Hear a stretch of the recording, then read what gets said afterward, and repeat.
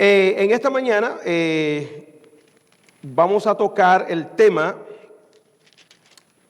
Dios levanta a un líder espiritual en medio de una crisis.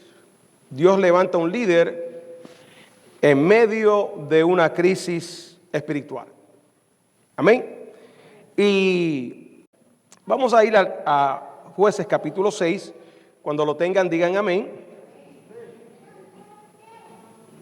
Y vamos a ir al versículo 6 en adelante. Si tiene la amabilidad de ponerse en pie una vez más, lo puede hacer. Y leemos la palabra del Señor en el nombre del Padre, del Hijo y del Espíritu Santo. De este modo, empobrecía Israel, escucha bien, en gran manera por causa de Madián. Y los hijos de Israel clamaron a Jehová. Y cuando los hijos de Israel clamaron a Jehová a causa de los madianitas, Jehová envió a los hijos de Israel un varón profeta, el cual les dijo: así ha dicho Jehová Dios de Israel: yo os hice salir de Egipto y os saqué de la casa de servidumbre. Os libré de mano de los egipcios y de mano de todos los que os afligieron, a los cuales eché de delante de vosotros y os di su tierra. Y os dije: yo soy Jehová vuestro Dios, no temáis a los dioses de los amorreos en cuya tierra habitáis. Pero no habéis obedecido ¿a quién? A mi voz. Y vino el ángel de Jehová y se sentó debajo de la encina que está en Ofra, la cual era de Joás, Abiezerecita, y su hijo Gedeón. Estaba sacudiendo el trigo en el lagar para esconderlo de los madianitas.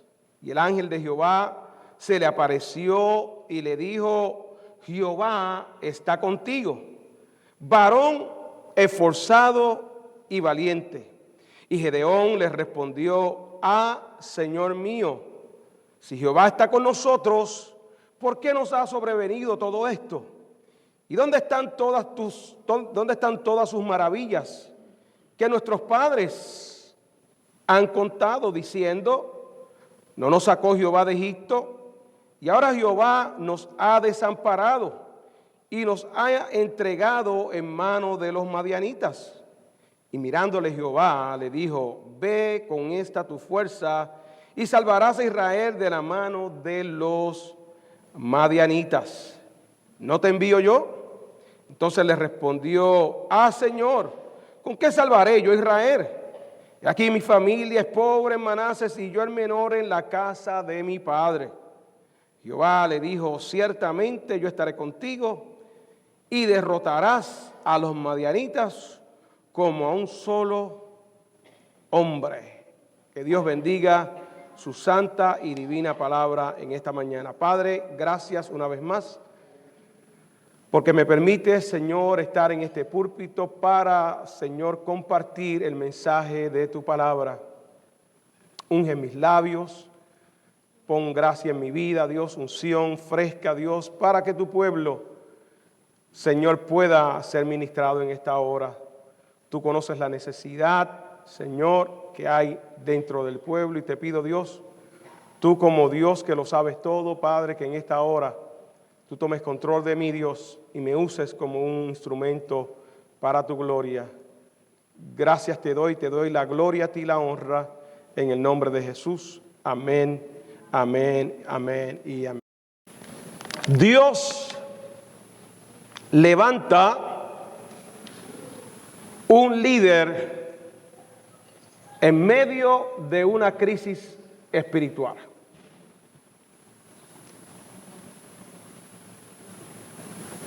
Esa palabra crisis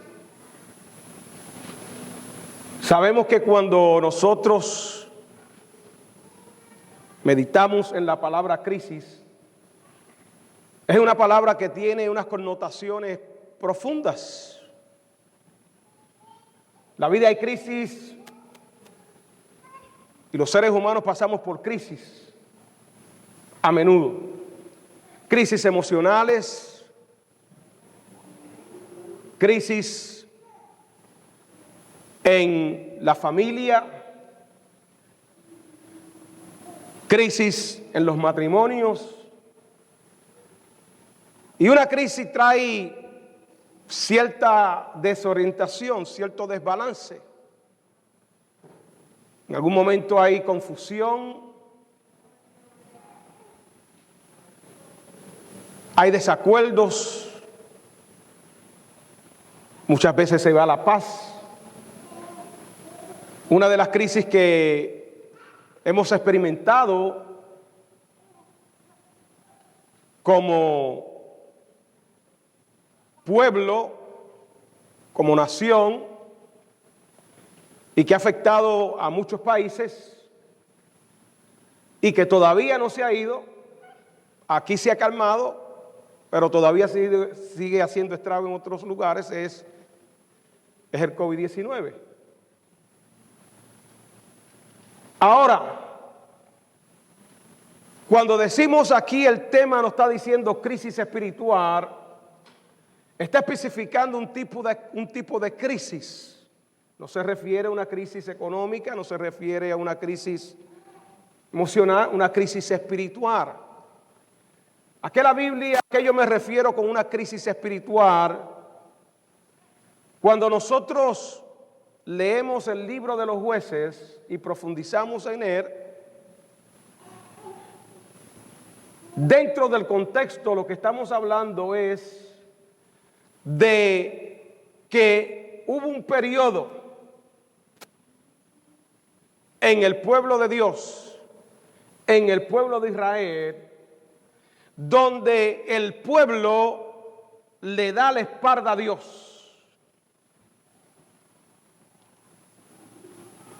La generación que se habían levantado habían escuchado sobre este Dios poderoso, Dios de Israel, que había sacado al pueblo millones de la esclavitud. Habían escuchado las maravillas y las obras de Dios potentosas, pero que en realidad ellos no habían tenido una experiencia personal con ese Dios. ¿Me están escuchando? Hay una gran diferencia entre escuchar lo que me han dicho a mí sobre Dios y lo que es yo tener una experiencia personal con Dios. Son dos cosas muy diferentes. ¿Me están siguiendo? Y esta generación, este pueblo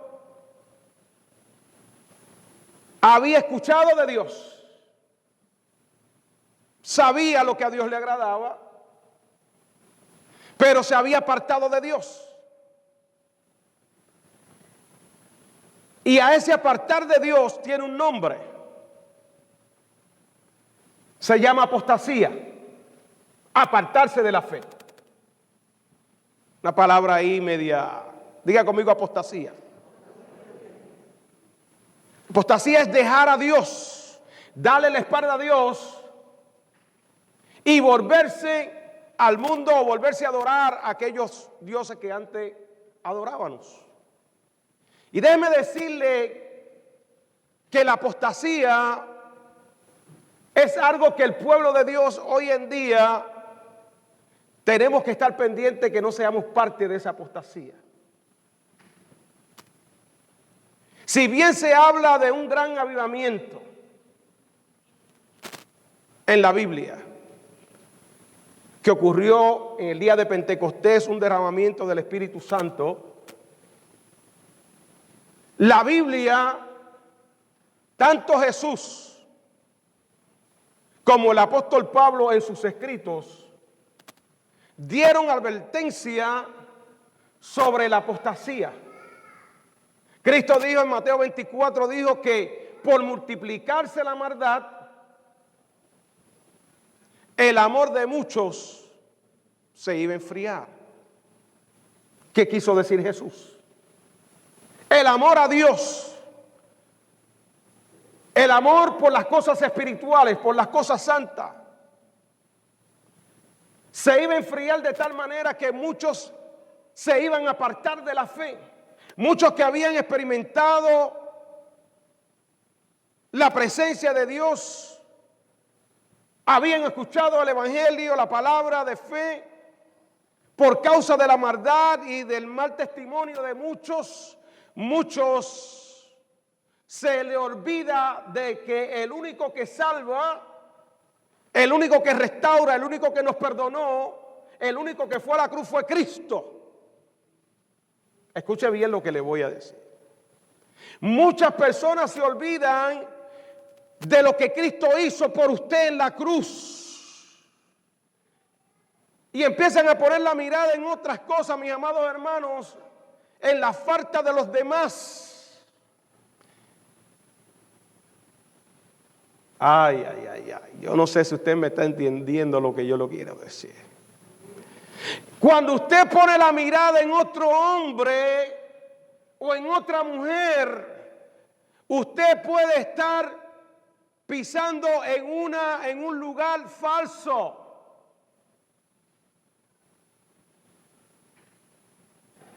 Porque usted, su mirada tiene que estar en Cristo Jesús. Ese nunca cometió pecado, ese nunca ha fallado, ese sigue siendo fiel hoy, ayer y por todos los siglos. ¿Cuánto le dan gloria al Señor?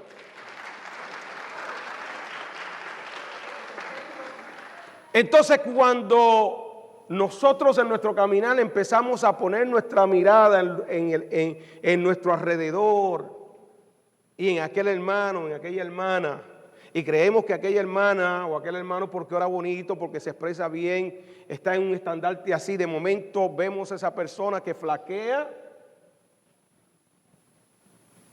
y ya perdemos la esperanza y ya nos desanimamos. Hermano, no. Nuestra mirada tiene que estar en Cristo, ¿sabe? Nosotros tenemos que estar anclados en Cristo porque ese nos falla. Y el pueblo de Israel, mis amados hermanos, tenía ese problema. El libro de Josué abarca unos 350 años. Y es un periodo de apostasía donde el pueblo de Israel, cuando Dios levantaba un líder espiritual, gozaban de paz. En este momento de la escritura, en el capítulo 6, Gedeón es el quinto juez o líder que Dios levanta para guiar al pueblo. Nos dice la palabra que por 40 años habían gozado de paz, de bendición, bajo el líder que había estado el pueblo. Pero cuando usted lee el texto, dice que los hijos de Israel hicieron lo malo ante los ojos de Jehová, y Jehová los entregó en manos de Madián por 7 años. 7 años son bastante. 7 años bajo la mano opresora de un pueblo enemigo de Israel.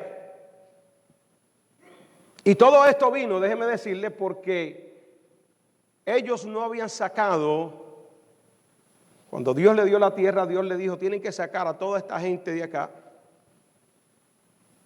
Y ellos no lo hicieron. Y Dios dejó esos pueblos allí para dar la elección al pueblo de Israel, al pueblo de Dios. Nos dice la palabra que este pueblo empobrecía en gran manera.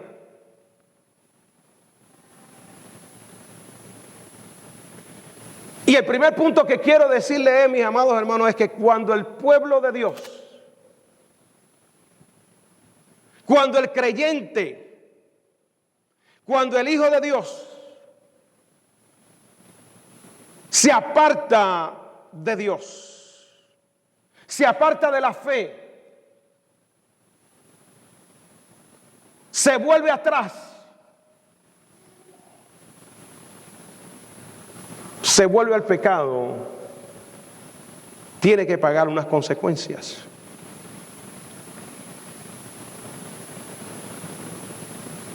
Es interesante porque hoy escuchamos, y no le quiero restar, nosotros vivimos un tiempo de gracia. ¿Cuántos dicen amén? Hay un periodo de gracia. Pero el hecho que vivamos en un periodo de gracia no quiere decir que Dios haya cambiado. Y que si el pueblo, si nosotros cometemos pecado delante de Dios y le desobedecemos y le damos la espalda, hermano, acarreamos ciertas consecuencias para nuestra vida.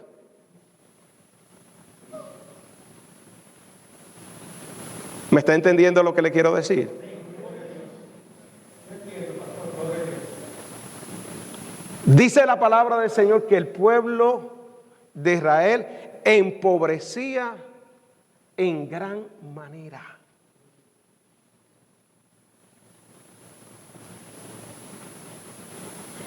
Los madianitas,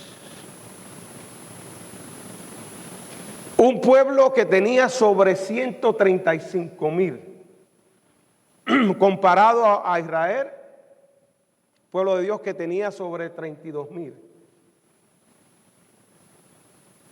Dice la palabra de Dios en los versículos previos a este, que mientras Israel cada año, Israel cosechaba, tenía ganados, se esforzaba en la tierra, y en el momento que ellos venían a cosechar el fruto de la tierra, subían los madianitas y acababan con todo lo que ellos tenían.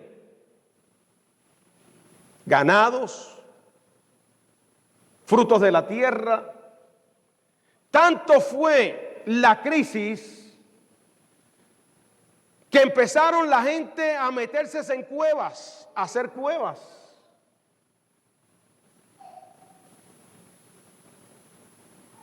El temor, el miedo a este pueblo los llevó a esconderse.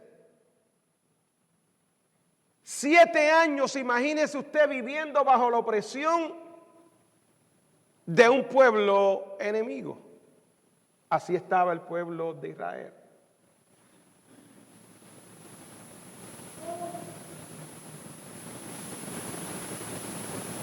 Escondidos, llenos de temor. Pero dice la palabra del Señor que al cabo de los 7 años el pueblo ya no podía más, porque llega un momento, mis amados hermanos, que tenemos que clamar a Dios. Tenemos que soltar la carga y regresar a donde está la bendición.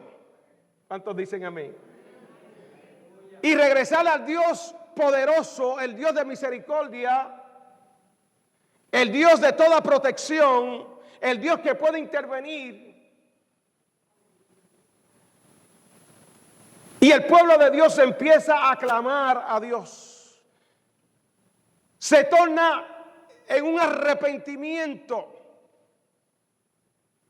Y déjeme decirle que cuando hay un clamor a Dios genuino de corazón, cuando hay un arrepentimiento genuino y el pueblo reconoce la falta, Dios perdona y Dios restaura.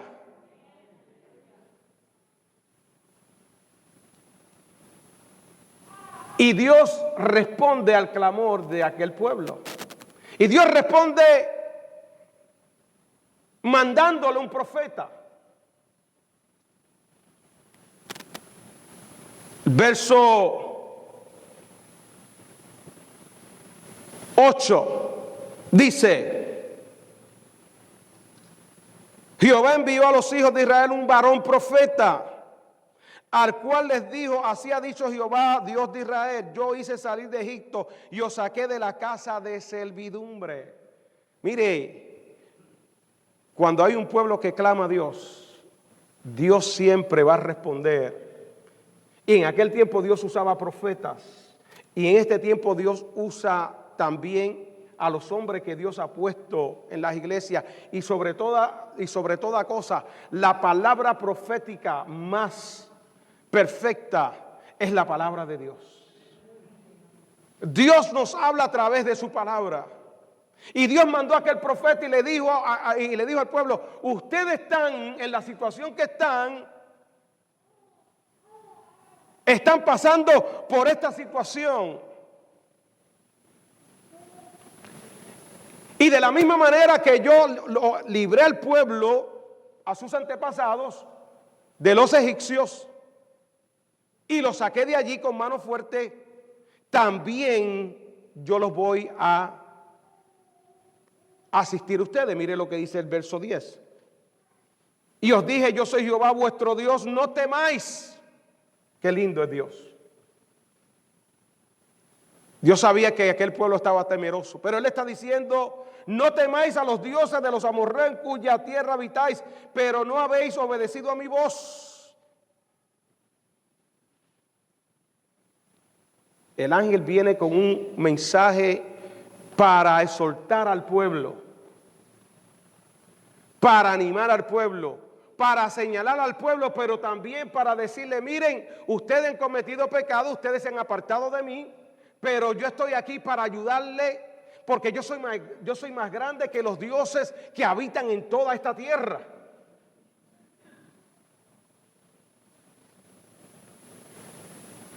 Le mando un profeta cuando el pueblo de Dios siempre está en crisis. Siempre se va a levantar una voz profética de Dios, ¿sabe?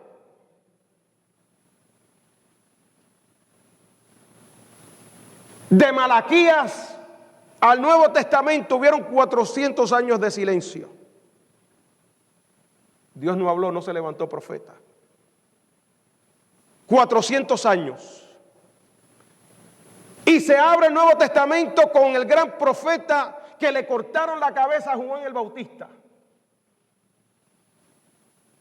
trayendo el mensaje de arrepentimiento. Y a la misma vez Dios levantó al profeta de los profetas, a Jesucristo, el Hijo de Dios. Aleluya.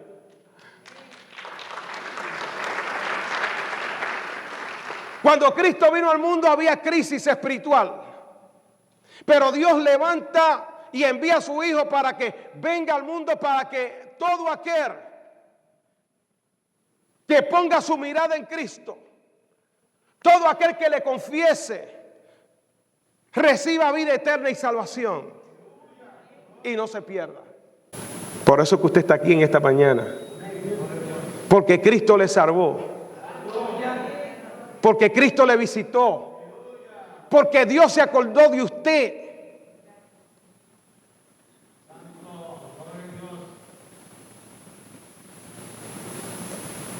Cuando usted caiga en crisis, sea porque usted ha sido negligente en su caminar con el Señor, porque se nos olvida orar, se nos olvida depender de Dios, se nos olvida buscar su presencia, nos distraemos en las cosas de acá, de abajo, de la tierra. Y cuando venimos a ver, mis amados hermanos, ya no sentimos la pasión, el amor, el deseo de sentir la presencia de Dios, y todo nos resbala. Eso es muy delicado. Cuando nosotros llegamos a ese estado espiritual de frialdad, donde las cosas de Dios las ponemos a segundo plano, hermanos, poco a poco ninguna persona se aparta de Dios de la noche a la mañana. Usted no se levanta, usted no se acuesta hoy, mañana se levanta y ya mañana está apartado. Cuando usted se aparta de Dios es porque usted ha venido mucho tiempo descuidando lo que Dios le ha dado, la salvación que Dios le ha dado. Mucho tiempo usted ha estado descuidando su relación con Dios, su dependencia de Dios. Y cuando viene a ver, usted llega al tal enfriamiento, hermano, que ya el pecado ni le huele ni le va.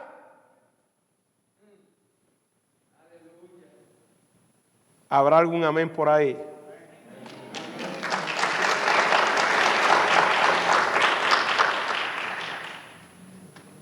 Y cuando viene a ver, todo es relativo.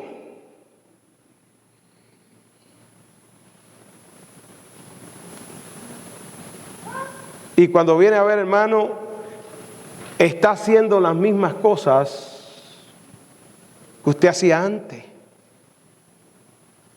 Se mete a la bodega, se mete al nightclub, se mete a hacer las cosas que usted hacía antes, que Dios aborrecía y que Dios le libertó. Usted vuelve de nuevo y hace como el cerdo, dice la palabra. El apóstol Pedro dice que el cerdo, después que lo bañan, el cerdo viene y se mete de nuevo al lodo y se ensucia.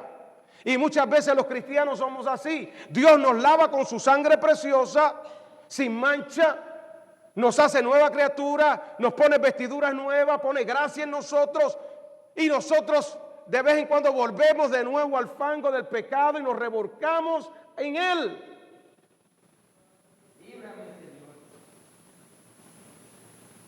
Y empezamos a experimentar pobreza espiritual. Empieza a crecer los problemas en el seno del hogar, en lo personal, en la familia. Matrimonios que se desintegran porque han quitado a Cristo del centro. Y aquí está el pueblo de Dios. Dios levanta un profeta de Dios, pero también Dios levanta un hombre de Dios. Un hombre, hermano, que estaba decidido confiar en Dios y ser diferente en tiempos de una apostasía. Dios nos llama a ser diferentes en un tiempo de crisis espiritual, en un tiempo donde la iglesia, donde el pueblo de Dios muchas veces apostata y se va y abandona a Dios. Tienen que haber hombres, como el hombre que describe aquí la palabra, a este hombre llamado Gedeón, que lo visite el ángel y él está escondido, guardando, dice la palabra del Señor, el alimento para que los madianitas, los madianitas es como el enemigo. El enemigo lo que viene es a matar, a robar y a destruir. Satanás no tiene otra cosa que hacer. Robarte la cosecha, robarte el fruto.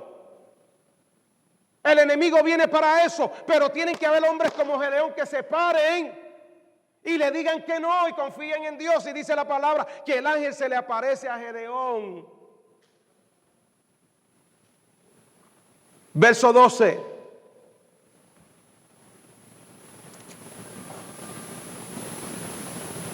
Y el ángel de Jehová se le apareció y le dijo: Jehová está contigo, varón esforzado y valiente.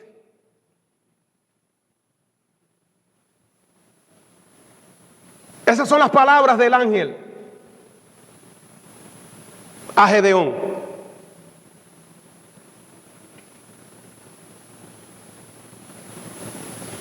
Varón esforzado y valiente.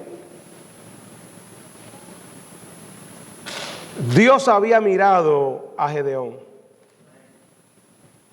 porque la palabra dice que Dios nos conoce del vientre de nuestra madre.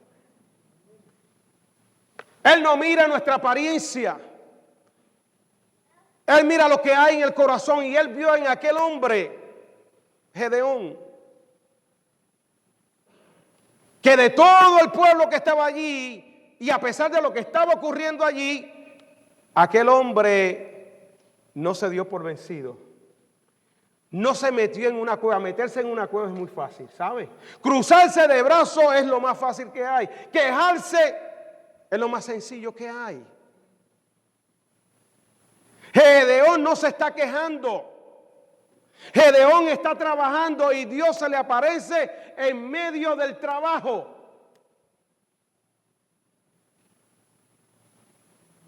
Le hace un llamado a Gedeón. Dios es así, ¿sabe? Al que está activo, Dios lo llama. Y Dios llama a Gedeón. Y lo primero que le dice: tú eres un varón esforzado y valiente. Y a primera vista nosotros podemos juzgar a Gedeón, pero ¿cómo es que Dios le llama que él es varón forzado y valiente cuando está escondido limpiando el trigo? Y no afuera, sino donde se hacía el vino. Porque Dios sabía lo que iba a pasar más luego.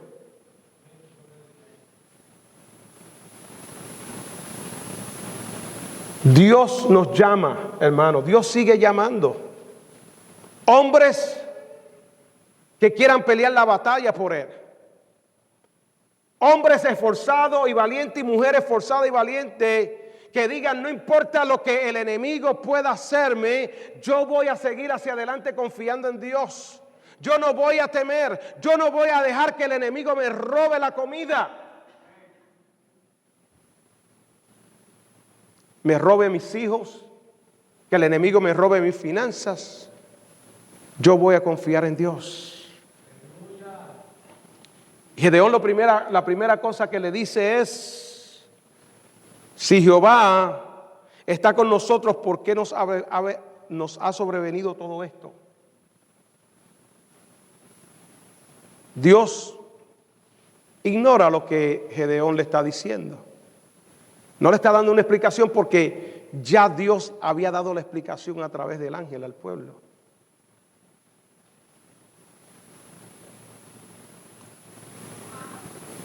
¿Por qué nos ha desamparado? Sencillamente Jehová lo mira de nuevo y le recuerda la misión que Dios tiene para él. Verso 14: y mirándole Jehová le dijo: ve con tu fuerza y salvarás a Israel de la mano de los madianitas. ¿No te envío yo? Entonces le respondió: Señor, ¿con qué salvaré yo a Israel? He aquí mi familia es pobre en Manases y yo el menor en la casa de mi padre. Siempre nosotros como seres humanos,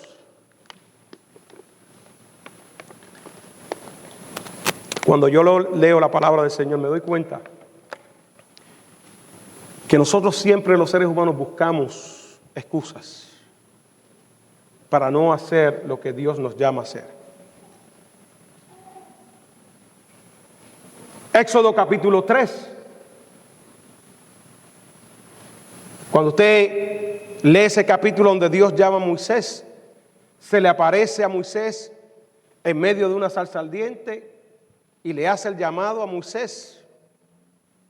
Y le dice: Moisés, tengo una tarea difícil que tú vas a hacer. Tú vas a sacar a mi pueblo de Egipto. Y Moisés lo primero le dice: ¿y quién soy yo para yo sacar? ¿Cómo lo voy a hacer?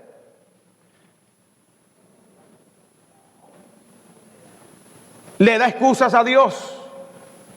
Yo soy tartamudo. Y si yo voy donde ese pueblo y le digo: ¿quién me envió? ¿Qué yo le voy a decir? Y Jehová le dijo: no temas, tú solamente le vas a decir cuando te pregunte quién te envió, tú le vas a decir: el yo soy te envió. Eso es lo que tenemos que tener en cuenta, mis amados hermanos. Estar seguro que el que nos llamó, el que nos envía, está con nosotros y el poderoso es el gran yo soy. Jeremías, la Biblia dice que cuando era un niño, pero la palabra niño ahí, dicen los comentaristas que Jeremías tenía como 20 años cuando Dios le hizo el llamado. Si usted busca Jeremías, vaya conmigo al libro de Jeremías, capítulo 1. Verso 4, mire lo que dice: Vino pues palabra de Jehová a mí, diciendo: antes que te formase en el vientre te conocí, y antes que nacieses te santifiqué. Te di por profeta a las naciones. Y yo dije: Señor Jehová, he aquí no sé hablar porque soy niño. No tenía la experiencia. Y me dijo Jehová: no digas soy un niño. Cuando Dios te habla y te está dando una encomienda, ¿qué tú le estás contestando a Dios? Mire lo que Dios le dice: no temas. Me encanta eso de Dios. En otras palabras dice: ¿cómo se va a hacer? No te incumbe a ti. No te voy a dar todos los detalles. Lo único que tú tienes que saber, Oneldo, es que yo estoy contigo, que tú no tienes que temer. Aleluya. ¿Entendiste, Dayana? Dios no nos escoge a nosotros porque somos lindos o inteligentes.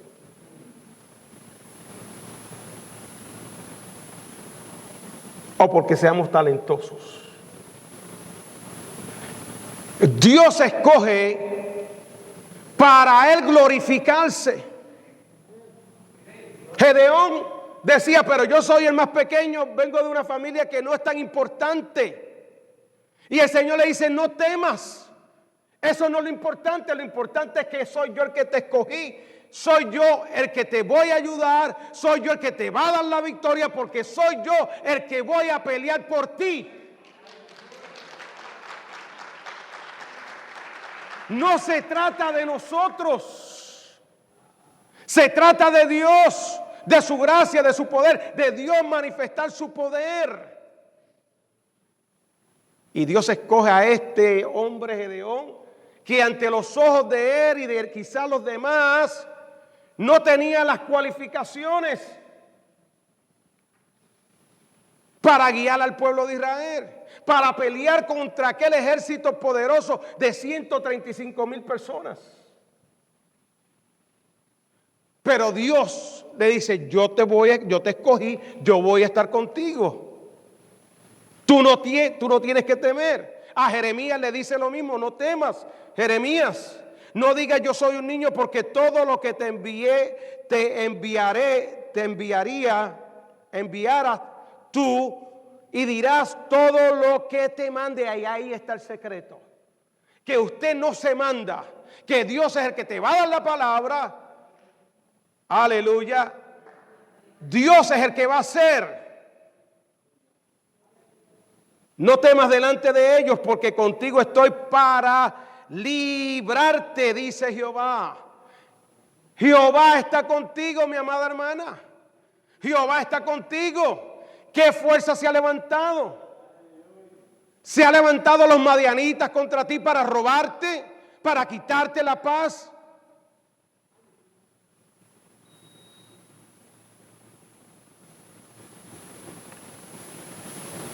Y extendió Jehová su mano y tocó su boca, y me dijo Jehová: he aquí, he puesto mis palabras en tu boca.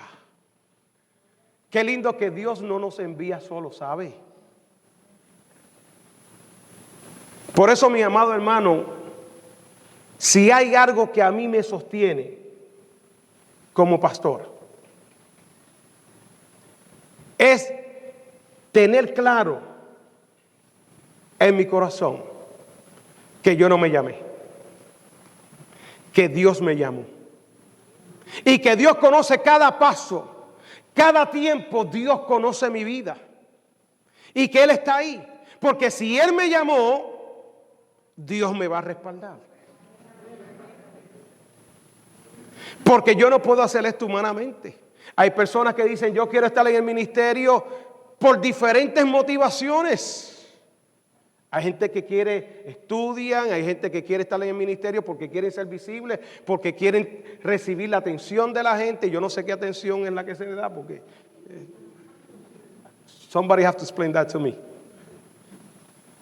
Porque en el ministerio no se recibe tanta atención, ¿sabe? Como usted cree.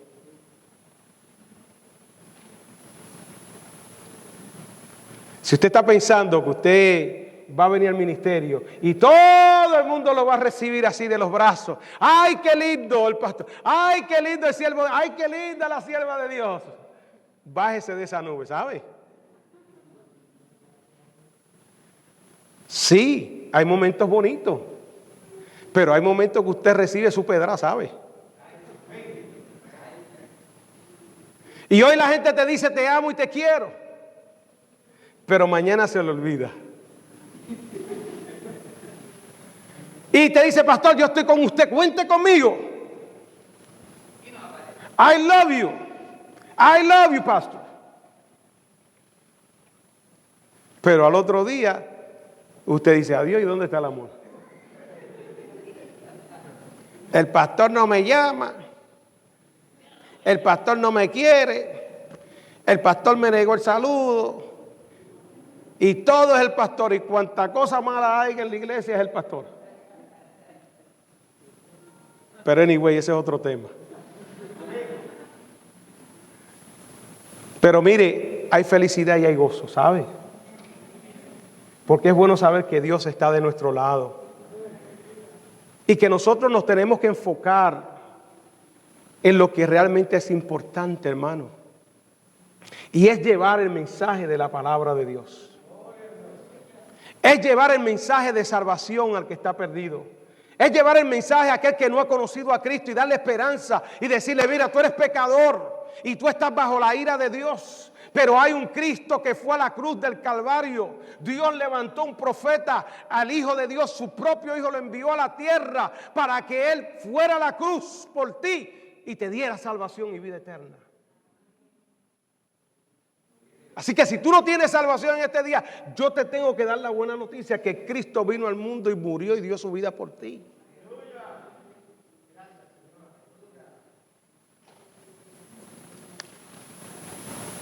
Esta historia a mí de Gedeón, cada vez que la leo, hermano, me llena de gozo y alegría. Y me deja ver ciertas cosas, porque mire, Dios llama a Gedeón y le dice todas estas cosas bonitas que hemos leído. Y Dios, la primera encomienda que Dios le da a Gedeón, fíjese que es en el hogar. En el hogar. Dios le manda un ángel, se le aparece a él en el encina. Y luego más tarde se le aparece, dice la palabra, el Señor, y le dice, ve a la casa de tu padre. Mire qué interesante. El padre de Gedeón tenía un altar en su casa, adorando a Baal y a Astoret. Dioses que Dios dijo que no adoraran.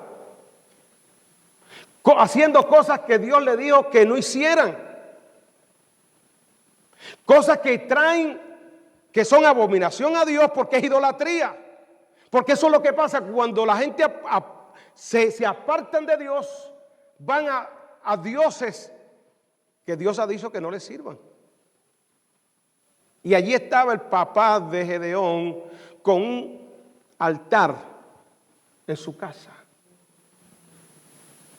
Y Dios le dice a Gedeón, léalo, vete, búscate un toro de 7 meses, el segundo toro, lo vas a picar y allí vas a destruir la estatua de acera que adora a tu papá y vas a hacer un altar allí a Dios.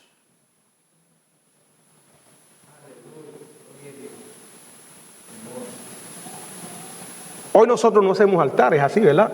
Buscamos leña. No hay necesidad de buscar leña, de traer un animal y picarlo. Porque el altar significa que usted va a adorar a Dios. Es el lugar donde usted va y adora a Dios y se presenta a Dios y le da sacrificios a Dios de alabanza. Es el lugar donde usted se derrama completamente a Dios en adoración. La iglesia aquí hay un altar de Dios. Aquí venimos a la casa de Dios. Pero en su casa usted tiene que también hacer de su hogar un altar para Dios. Que usted, todo lo que usted haga, traiga gloria a Dios allí en su casa y traiga la presencia de Dios. Y Gedeón tuvo que lidiar con esa situación, porque Dios no te va a dar una encomienda. Escuche bien, imagínense que todos conocemos la historia de Gedeón. Cómo Dios cogió un ejército de 32,000 hombres y los redució a 300 para pelear contra 135,000. Porque Dios se glorifica, miren lo pequeño. Dios le dijo, mira, yo voy a eliminar. Primero se van a ir todos los miedosos. 22,000 se fueron. 22,000 de 32,000. Todos los que tengan miedo, que madruguen y se vayan para sus casas. Y por ahí, espérate que esto no es para mí. Porque hay gente, mire, que usted lo ve muy bonito, pero a la hora de la verdad,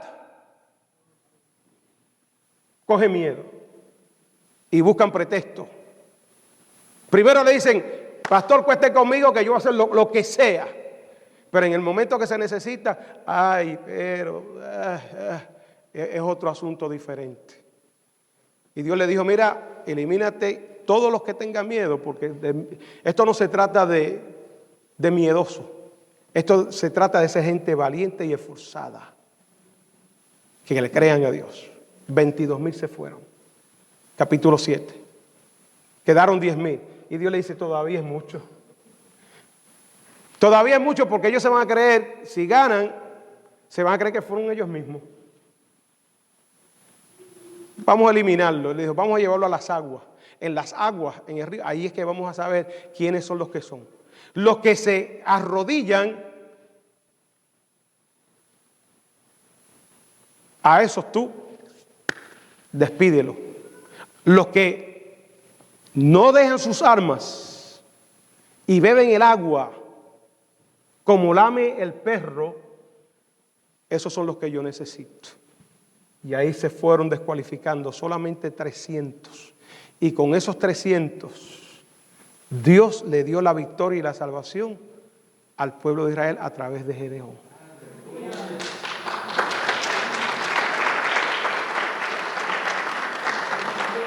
No en lo exterior.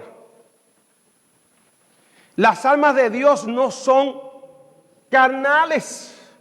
Escuche bien.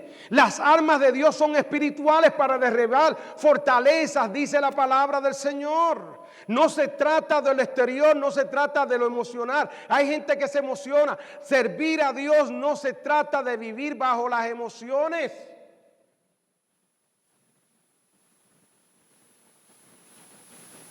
Las emociones te traicionan. Es de tú tener una convicción con Dios y saber en quién tú confías. Y Dios hoy nos llama a cada uno de nosotros a ser como ese Gedeón. Forzado, valiente. Hacer una diferencia en este mundo hoy en día donde la gente se aparta de Dios. Donde la gente está buscando en otras cosas y adorando a cuanta cosa hay por ahí, mis amados hermanos, la gente está adorando. Alguien dice algo por allá, vamos detrás de aquello. Mire, y la gente ha quitado sus ojos de lo que es verdadero.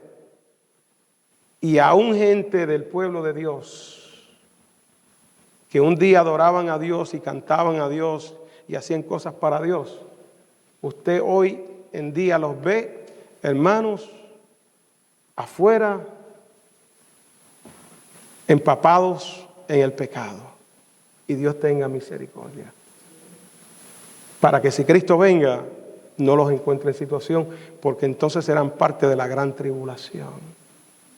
Pero eso no le debe sorprender. Hay advertencia para que usted y yo no caigamos en la apostasía. El apóstol Pablo le dice, porque muchos en los postreros días pondrán sus oídos a filosofías, a cuentos. Por eso usted tiene que saber a quién usted oye, hermano.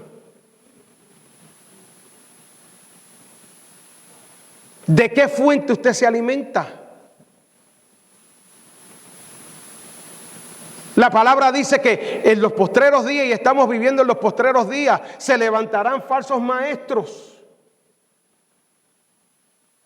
Se levantará el hombre de pecado. Y a muchos van a engañar. La doctrina de la prosperidad. La doctrina de que todos ustedes lo pueden porque ya usted está salvo y usted puede hacer de ahora, ya Cristo perdonó sus pecados, los de ahora, los del futuro, y han tergiversado lo que es la gracia de Dios. Y usted puede hacer lo que usted le dé la gana porque Dios siempre le va a perdonar y Dios siempre está ahí. Le llaman el evangelio de la gracia barata, donde todo es permitido, todo es permisible, pero la palabra es clara. Y la palabra dice, es clara. El evangelio es claro, hermano. El evangelio es claro. Dios nos ha llamado no a inmundicia. Dios nos ha llamado para santificarnos. Dios nos ha separado para que seamos un pueblo diferente, para que seamos luz en medio de las tinieblas, sal en la tierra, para que la gente vea que hay un pueblo de Dios lleno de la presencia de Dios y del Espíritu Santo de Dios. ¿Cuántos adoran al Señor?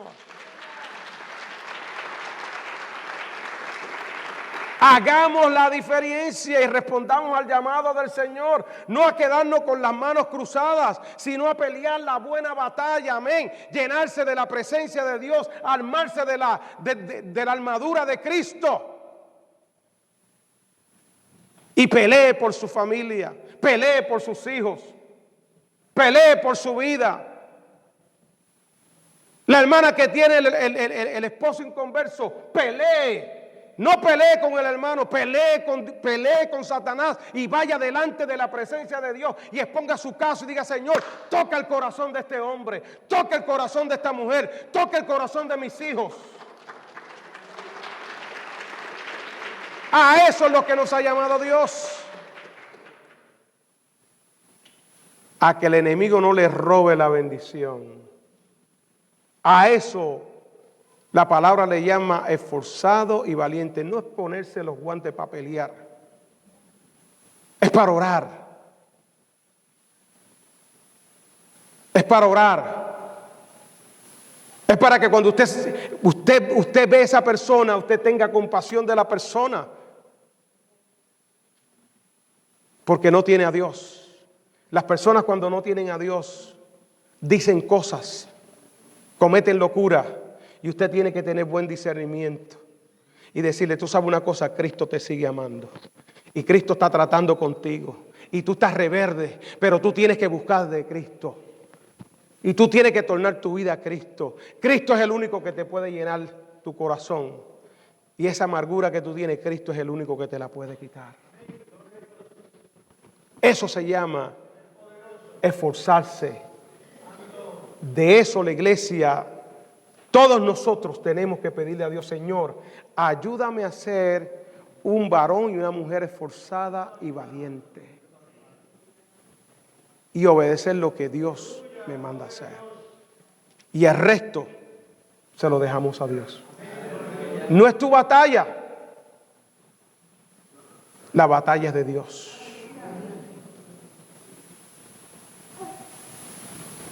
Obedece y confía en Dios. Escuche bien. Obedezca y confíe en Dios. Padre, en el nombre de Jesús, te damos gracias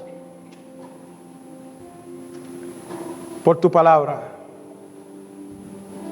Gracias, Dios, porque tú conoces lo que hay en nuestros corazones.